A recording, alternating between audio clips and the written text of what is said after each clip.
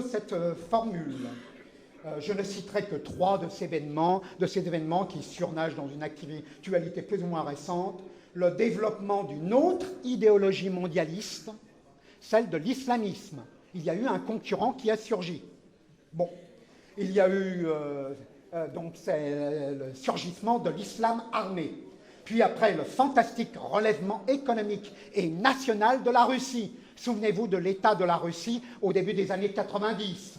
J'ai été stupéfait de voir ce que je n'avais jamais vu au temps de l'Union soviétique triomphante, c'est-à-dire des derniers gérontocrates, par exemple, les Tchernenko, les Andropov, etc., des mendiants à Moscou au début de l'hiver. Or, vous savez ce qu'est l'hiver russe. J'avais été étonné, c'était le résultat de la libération, de la fin du communisme. J'étais effaré et indigné. Merci les démocraties occidentales qui venaient de mettre au pillage cet immense pays et qui l'avaient débarrassé d'une partie de ses territoires à son extrême pointe ouest. C'est le sujet actuel d'aujourd'hui. Il y a eu l'essor de la Chine, qui n'était pas du tout prévu, car souvenez-vous, 1989, c'est également la place Tiananmen. Il faut dire, quoi qu'on puisse penser par ailleurs, du courage des jeunes Chinois qui se sont fait tuer dans les journées de juin et juillet 1989, il faut bien voir qui était derrière et qui poussait ces gens-là au massacre et qui les a laissés tomber de la même manière qu'on a laissé tomber les Allemands de l'Est en juin 1953 ou les Hongrois en novembre 1956. Même chose pour ceux qui, sincèrement, se battaient pour les libertés en Chine. Voilà. Merci les États-Unis d'Amérique, soit dit entre parenthèses, et leurs nombreux moyens d'information et de désinformation. Voilà. Dans le même temps, eh bien, en dépit de rares velléités ponctuelles, les États et peuples d'Europe jouaient un rôle plus que passif. Je ne m'étendrai pas sur la tragédie de l'ex-Yougoslavie. Ce n'est peut-être pas le lieu.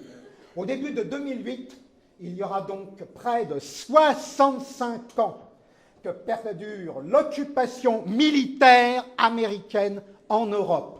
Ça, c'est un fait concret. Comment se fait-il qu'il y ait des GIs à Francfort? Comment se fait-il qu'il y en ait d'autres en Bosnie? Comment se fait-il qu'il y en ait dans la banlieue de Venise, à Gano, etc. Sans parler de bien d'autres endroits où ils apparaissent peut-être moins discrètement, mais ils font de gros dégâts.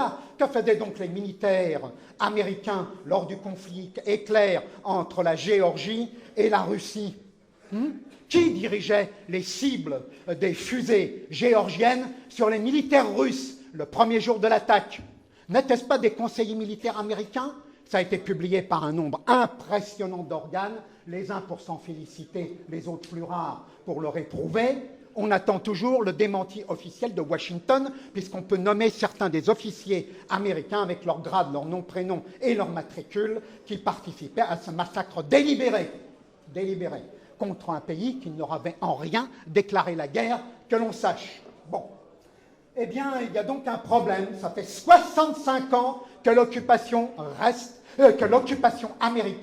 américaine subsiste en Europe. Il y a de quoi se poser des questions. Pourquoi? Est-ce que cela veut dire qu'il n'y a pas de défense américaine, de défense européenne, pardon, que l'Europe est incapable de se défendre elle-même? La réponse est oui. Oui. Alors, qu'est-ce que cela signifie? Eh bien, cela signifie qu'aujourd'hui, voici un nouveau président américain, Hussein Barak, de Baraka, la chance en arabe, Obama. Bon, qui paraît-il va continuer la guerre contre l'islam. J'attends avec curiosité la suite des événements.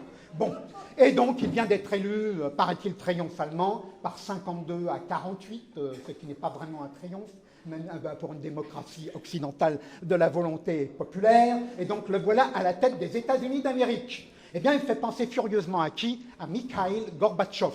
Vous savez, le gars qui est apparu, là, qui s'occupait d'eau minérale autrefois dans le fin fond de l'Union soviétique, qui voyageait beaucoup en Occident. Je l'ai par hasard croisé, l'espace de 10 secondes, dans un escalier, d'un endroit tout à fait inattendu d'ailleurs pour un apparatchik communiste, puisqu'il s'agissait d'une banque, la banque Vance pour ne pas la nommer. Et c'était au début des années 70. Et si je ne l'ai pas oublié, c'est qu'il avait une tache de lit de vin sur la figure qui m'avait frappé. Et surtout une élégance, entre guillemets, vestimentaire, ahurissante, très soviétique.